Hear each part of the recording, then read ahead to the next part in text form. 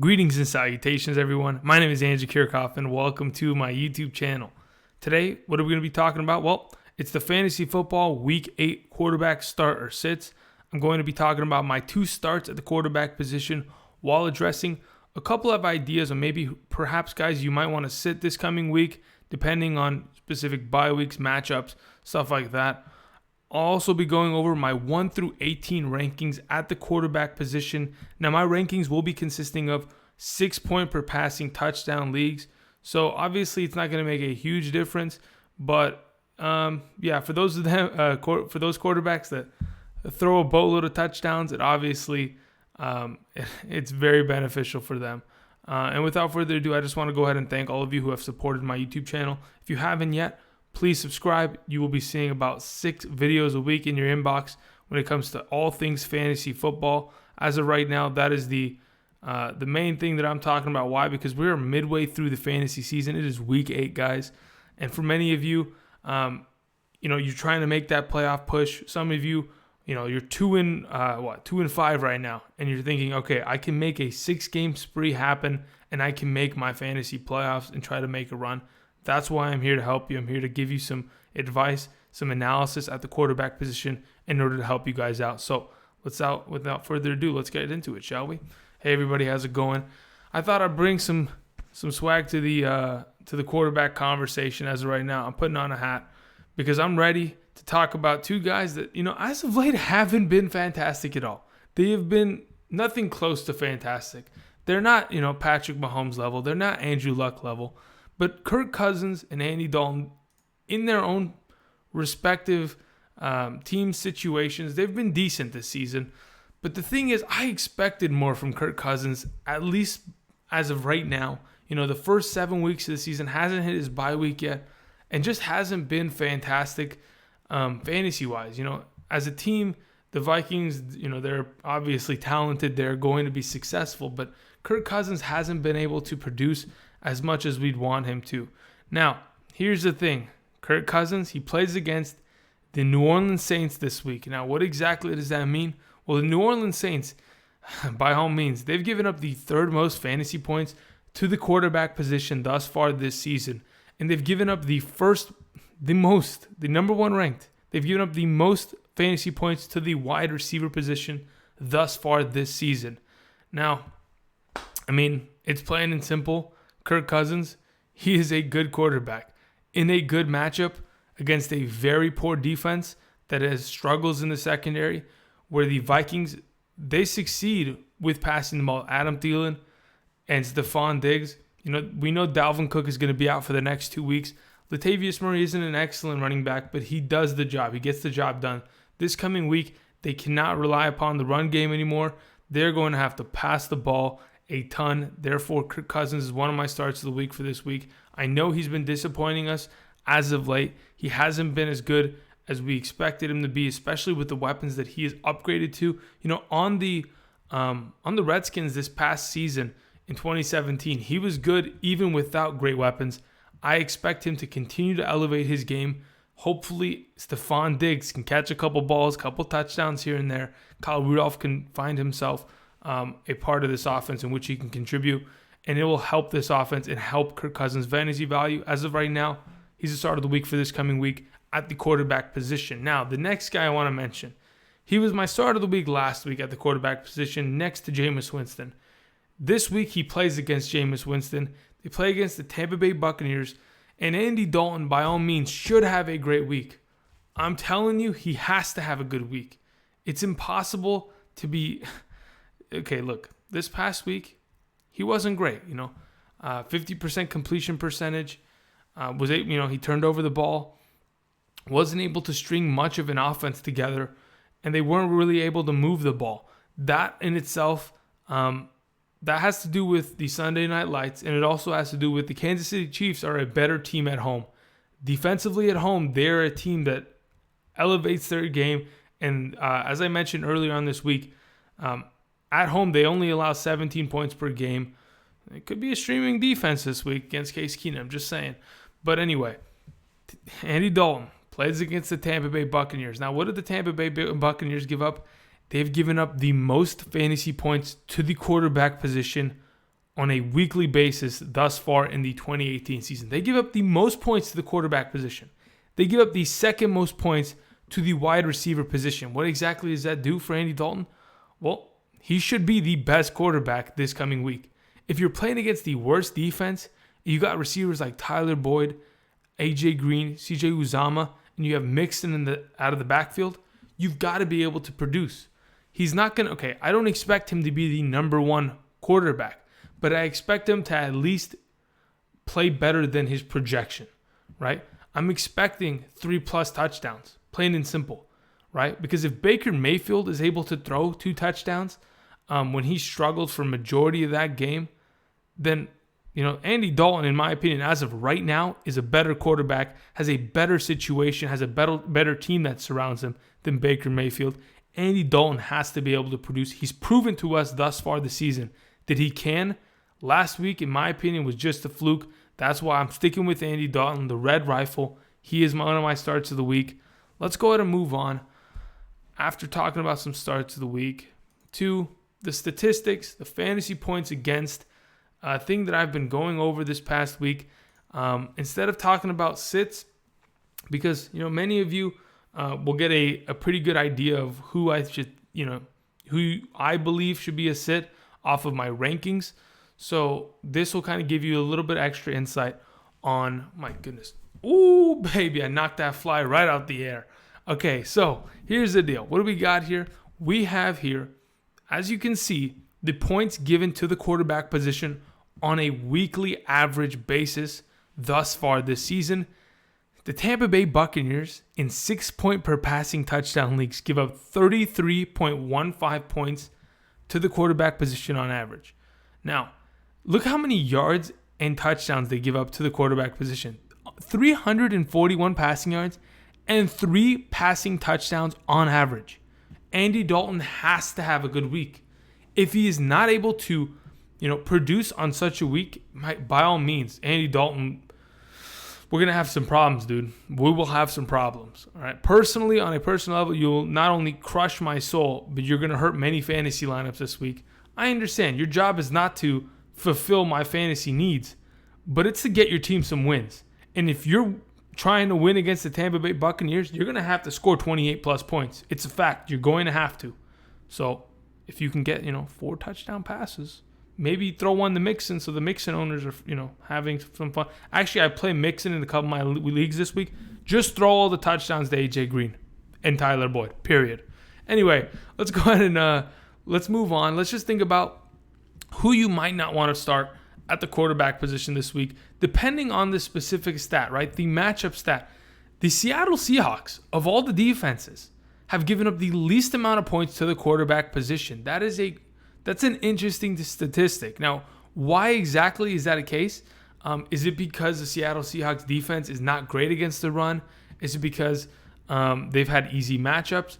Well, the fact of the matter is they've just proven to be a pretty good defense. This past, I think it was 2 weeks back in week 6, they absolutely destroyed the Raiders, right? When they played against the Cowboys earlier this season, a game I remember completely watching, Dak Prescott wasn't able to do anything, but the run game of Ezekiel Elliott was consistent enough to where you would think, okay, well, we're not completely out of it. But let me just go ahead and look this up because I'm quite curious now that I'm looking at.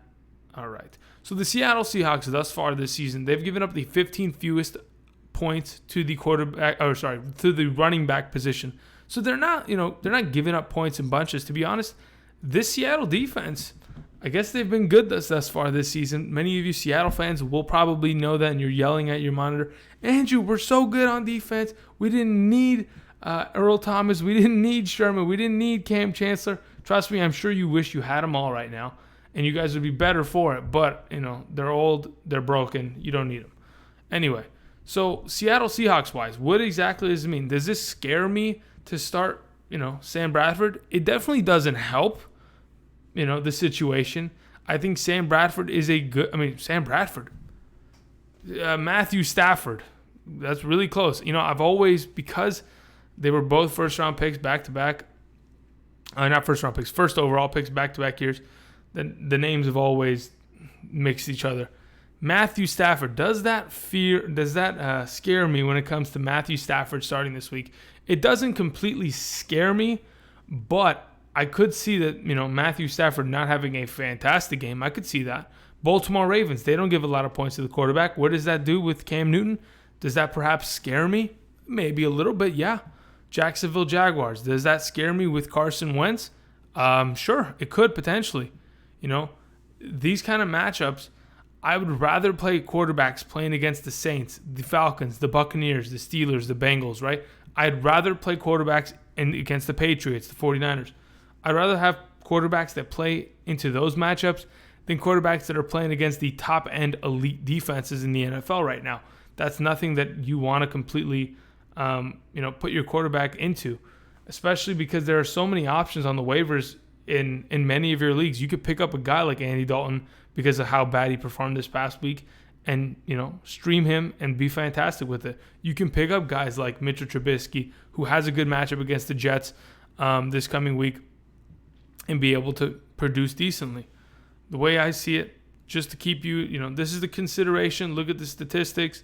Do with it as you may. But as of right now, I'm just a little worried. You'll see by my rankings in a little bit with the players playing against the tougher defenses. There are some players that are matchup proof. Like, even though we see Denver as the 28th best defense against the quarterback position, that doesn't really scare me much, because the fact of the matter is their defense have given up so many rushing yards in the last couple weeks. I mean, they had those two back-to-back 200-yard rushing games between Isaiah Crowell and Gurley.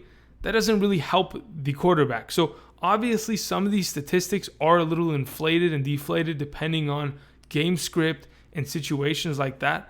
So I wouldn't fully read this like it's your fantasy Bible, but as of right now, just keep it into consideration. Let's move on to my rankings. Yes, this is going to be a shorter video. Usually quarterbacks and tight ends are shorter videos because there's not that many guys to talk about. And to be honest, many of you don't run with two quarterbacks. You have one quarterback. His name is Patrick Mahomes, Aaron Rodgers, Andrew Luck, Tom Brady, and that is your guy that you will start every week until you have a bye week. So specifically, who is on the bye week this week? It's Matt Ryan, it's Phillip Rivers, Marcus Mariota, Dak Prescott. Unless you play in a 2 QB league, I don't think that Dak Prescott and Marcus Mariota are being utilized within your league to an extent to where you perhaps are missing a quarterback and need to pick up one. So as of right now, it would probably only be Phillip Rivers and Matt Ryan that, for those of you owners that are missing him, may have questions and may use this to the best of your ability.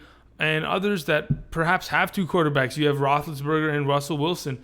Now you have if you had Roethlisberger and Wilson, you had to stream a quarterback last week. So therefore you have 3 quarterbacks on your roster. That's a different story. Anyway, let's just get into the rankings. I'm done mumbling. Let's go. Number 1, Patrick Mahomes. I can't. I mean, he's number 1, period. It's just tough to get away from at this point. The way he's able to produce, the way this offense is able to just impose their will on just about anybody. It's credit to the offensive coordinator, Andy Reid. It's credit to the organization to, having built and trusted in Patrick Mahomes, holding him out that entire season last year, having him sit behind Alex Smith. I mean, we can see it now. That was such a benefit for him that it's blossomed him into this elite quarterback that we are seeing, grow up before our eyes, have so many experiences, and just be so dominant in football in general. They're 6-1 as of right now. They're such a good team, and honestly, going forward, I mean, Patrick Mahomes, he is the number 1 quarterback in fantasy, and as long as he continues to prove that he is and continues to produce. The last time he played against Denver, he did struggle a little bit. He plays against Denver this week, but he plays at home this week, guys. That's a great thing. He's always better at home. Home road splits, guys. Go check those out. All right, number 2, Andrew Luck. I mean, if there's another quarterback other than Patrick Mahomes that has been, MVP fantasy, caliber, right? We know that Todd Gurley, if you own Todd Gurley right now, he is an MVP. Adam Thielen owners know that Adam Thielen is an MVP. Patrick Mahomes is an MVP as of right now. And on top of it, a little bit of George Kittle here and there could be a tight end MVP. But Andrew Luck has been just as good, if not, definitely not better. Okay, let's not put it that way. He's not been better than Patrick Mahomes. But as of late, goodness gracious, what Andrew Luck has been able to do just makes me think, wow, we missed out on so much talent last year. Having him not play last year was just so devastating. It's even more devastating now that we are realizing what he's capable of doing. So here's the thing. I'm about to read this stat. Oh my God, we got blurry there. This stat is actually hilarious. You ready for this? As of the last 4 weeks, what has Andrew Luck done specifically? He's thrown, you ready for this? 15 touchdowns. All right, 15 touchdowns in the last 4 weeks. All right, he's thrown over. Oh my goodness, that's 800. That's 1100. Yep, he's thrown about 1,300 yards and 5 interceptions. So all things considered, statistically, what has he done? In the last 4 weeks, 43.66 fantasy points, 28.62 fantasy points, 30.74 fantasy points, 30.74 he's had two 30.74s. Goodness gracious. Anyway, Andrew Luck, he's been on fire. Plays against the Oakland Raiders this week. He's going to annihilate them. He's going to put up 3+ touchdowns on them. It's a given at this point. I like him as my number 2. Number 3, we're going to Aaron Rodgers. Aaron Rodgers, discount double check. Okay. State Farm, give me a sponsorship, 100%. I'll ball out for that. I'll buy a WWE championship just for it. Okay, so anyway, we're moving on. We're talking about Aaron Rodgers, right? Playing against the Rams this coming week. Here's the thing.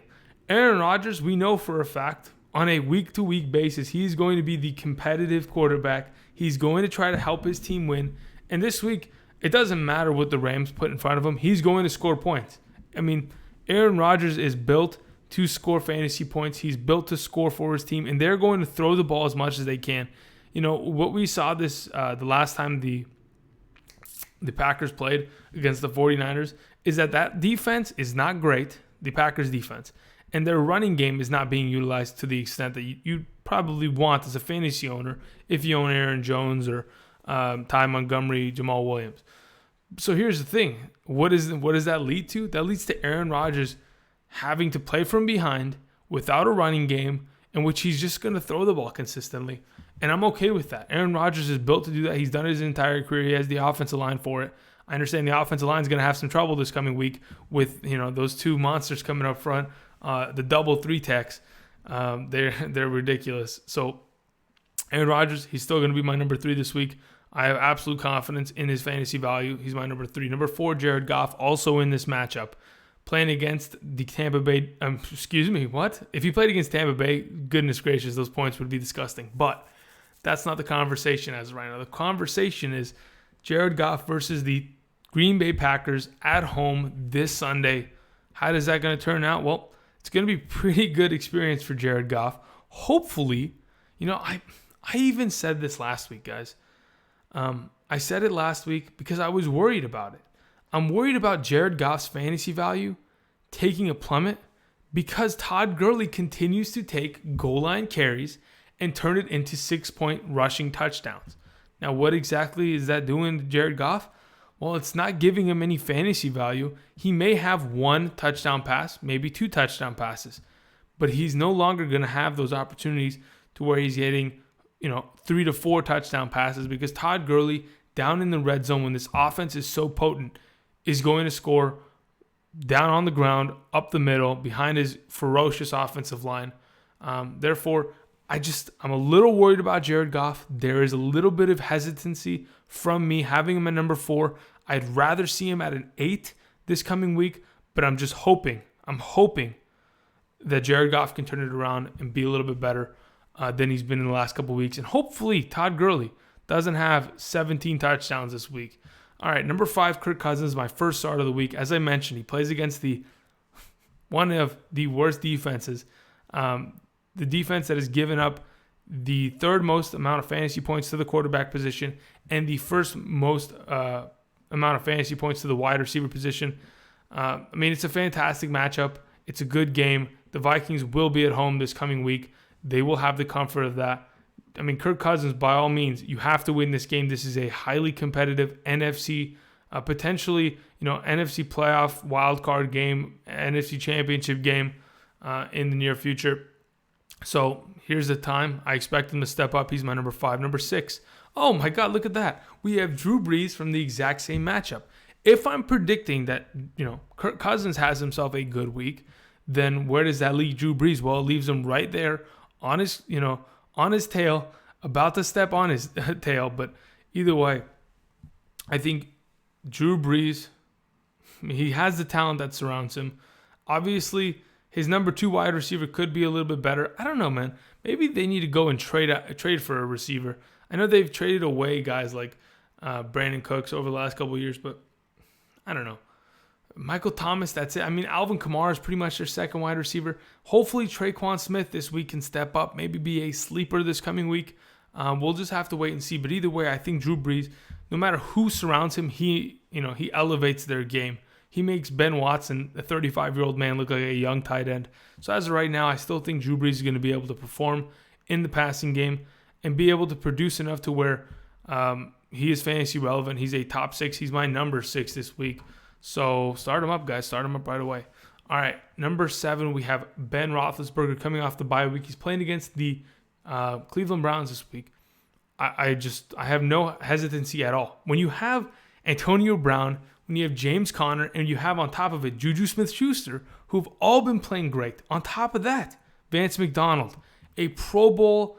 I mean, just look at this offensive line. Pouncey, DeCastro, Villanueva, Gilbert, Foster. I mean, they're so good offensively, right? You just want their defense to get scored on. If Cleveland scores, that's even better. Because where does that leave Ben Roethlisberger? He's got to come back out. He's got to score some fantasy points for you. He's my number 7 this week. I have some pretty good confidence that he'll be able to produce. Number 8, we have Russell Wilson playing against the Detroit Lions this week. Russell Wilson, as I mentioned earlier this week, and I'm sure many of you know, his second half of the season is always better than the first half of the season. He continues to improve throughout the entire season. He has a little bit of a slow time getting going in the earlier parts. And especially this season, without Jimmy Graham, without Doug Baldwin for the first 4 weeks, it was a little slow. They found themselves a running game, though. That is an extremely important part of this offense, which will help them going forward. But I think as a quarterback, being able to use his legs, which he hasn't been able to use a lot this season, but he can potentially use those legs to find himself some value. I still think with his arm, with Lockett, with Doug Baldwin, and maybe Ed Dixon coming back soon as a good tight end pickup, I think Russell Wilson number 8. That's where I leave him. Number 9, we have Tom Brady. Now, why do I have Tom Brady at 9? He plays against the Bills, Andrew. Why isn't he going to be fantastic? Andrew Luck was able to score 4 touchdown passes. Why wouldn't Tom Brady be able to do that? Well, here's my thought process. This game is going to be a blowout, and it's going to be a blowout really soon. So where does that leave me? It leaves me to believe that they're going to score a bunch of points really quickly. A couple of the touchdowns will be rushing touchdowns. Probably going to hand it off to James White on the goal line because Sony Michel's not there. He's going to take a touchdown or 2. I think Tom Brady could score 3 touchdowns, but he's not going to have that many yards. They're going to have a pretty easy time moving against this defense, in my opinion. I think the Patriots clean up these Bills really quickly on Monday Night Football, and it's just going to be a cakewalk. And Tom Brady's just not going to be able to put up as many points because the second half game script is going to be hand the ball off to Kenyon Barner until the wheels come off, pretty much. So he's my number 9. Number 10, my next start of the week, Andy Dalton. All right, guys. I've left him here just in case Andy Dalton becomes a bum this week and only puts up 2 touchdowns. So that's why he's at 10. Otherwise, I expect him to put up 3 minimum. That is the average. That is what the Tampa Bay Buccaneers give up on a weekly basis. Hopefully, he puts up that 4 touchdowns this week for you. But he's my number 10 this week, as I mentioned him before. Number 11. Well, I can't deny him anymore. Mitchell Trubisky has found his way into my top 12 quarterbacks. He is official, or at least he's in my top 12. Usually I play in 12-man league. Therefore, the way I see it, top 12 is QB1, if you're wondering. But, I mean, he plays against the Jets this week. By all means, it's a good matchup for him. He's been on fire. I mean, just the rushing yards he had this past week, his ability to despite playing so badly for an extended period of time, he manages to find himself some fantasy value. Imagine if Blake Bortles was able to do that. Blake Bortles plays bad, but then continues to play bad. Mitch Trubisky, as of late, he'll be 4 for 11 passing, and then he'll begin to get some momentum going. He'll use his legs to make some plays. He'll extend plays. He'll find open receivers. He'll make those extra passes. He finds himself fantasy value. This week, I can no longer deny him. He's my number 11. I understand that you may be thinking, he should be higher. There is an argument for that. But as of right now, the guys above him are they're way too good for me to have him anywhere near them. Number 12, we have Deshaun Watson playing tomorrow. So this is really important. I think he's going to have a good week. I think at least 2 touchdown passes, one to DeAndre Hopkins, one to Will Fuller, maybe a touchdown to Lamar Miller. I mean, give or take, we'll see. But I think he's going to have a pretty good game. I think because of the fact that the offense of the Miami Dolphins is going to be, they're pretty banged up. They're not going to have Albert Wilson, who has just been placed on the injured reserve. They're not going to have Kenny Stills this week. They have the ghost of Devontae Parker. They have a banged up Danny Amendola. Where is their offense going to come from? They're not going to be able to run the ball with Frank Gore, not against this front seven. That is a very good, stout up front defensive line and linebacker core. So where are they going to find value? He's going to, the Lions, the Dolphins, they're not going to really be able to score many points. Where does that leave Deshaun Watson? Leaves him with a lot of opportunity. If you have short field advantages, if the other team is forced to punt consistently and you're on the field more and more often, you're going to find a rhythm. You're going to find a tempo. The only thing that holds Deshaun Watson back this week, okay, why do I have him specifically at 12? Maybe I might lower him, but as of right now, I think you should start him. That's why I have him this high. But here's the caveat. The only thing I wanted to really mention before I continue is that he is dealing with an injury as of right now. I think it's his lungs, his ribs. If I'm not mistaken, it's his lungs, okay? Here's the issue with that, okay? And it happened a couple weeks back, I think, against the Dallas Cowboys with the doctors. Every time he'd come off the field, they got the stethoscope on him. They're checking him out. They're worried about his lungs. Now, why? Okay, so what exactly is the extent? If he continues to play, he played this past week. I guess he's been fine. But the thing that I read off of my sleeper app was that Deshaun Watson, this past week, when the rest of the team flew out to Jacksonville to play the Jacksonville Jaguars, Deshaun Watson got on a bus and pretty much Ubered to the game because they were worried that if he was to get on the plane and he was up in that high altitude, there's a potential of his lung collapsing. Like, what? So you're telling me that this young man is so messed up that there is a potential chance for him to have his lung collapse if he gets on a plane? That is something to keep an eye out on. He's going to play tomorrow. He's going to be fine. But going forward, guys, I'm just a little worried about his health. It's a little scary. Anyway, we're moving on. Number 13, Jameis Winston. Why do I have Winston at 13? Why don't I have him higher? Well, dude, he didn't have a touchdown pass this past week. That's just in itself, that's embarrassing. With the weapons you have, he had himself 55 rushing yards, which usually we don't get out of Winston. Winston's not an athletic quarterback. He's got an arm, but he doesn't have the legs to match it, right? He's never been a running quarterback. He was able to find himself 55 yards on the ground in a rushing touchdown. So I'm just a little worried. Perhaps he's not going to be fantastic, but I see him having 2 touchdowns. Sure, he's capable of that. That's why he's around this range. He's my number 13 this week. Number 14, Cam Newton. Just a little worried. No big deal. Here's the thing that I'm worried about. This past week against the Eagles, he had majority, if not all, of his fantasy value, and obviously the 3 touchdowns that the Panthers were able to produce all in the fourth quarter. In the last 15 minutes, they were able to produce against that Eagles defense. This coming week, they play against the Ravens defense, a defense that is nothing to mess around with. And honestly, if the Carolina Panthers can't come out and be productive early, they're going to have a long day. Right? This run-stopping defense is fantastic. Against the wide receiver position, they've been great all year. Against the quarterback, they've been great all year. I mean, the Ravens, by all means, could give Cam Newton some trouble. Therefore, he's my number 14. Number 15, we have Matthew Stafford playing against the Seattle Seahawks. I just think that everyone else, specifically this week, has better matchups. And here's the thing.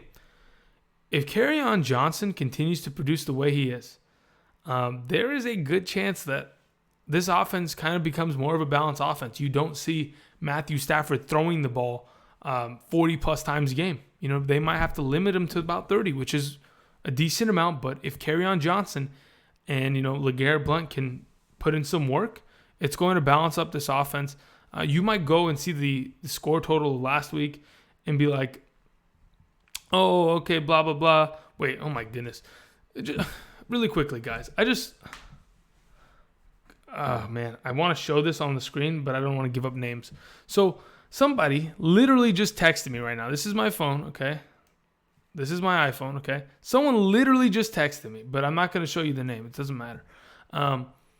Someone literally just texted me. They want to offer me in a 2 QB league Andrew Luck for my Ezekiel Elliott. What? Okay, let's put some perspective around this really quickly. All right, just because we've got time to kill and why not? Andrew Luck in a 2 QB league right now in 6-point per passing touchdown. I just talked about him. He's my number 2 quarterback this week. Why? Because he's been fantastic, and going forward, he's going to be great.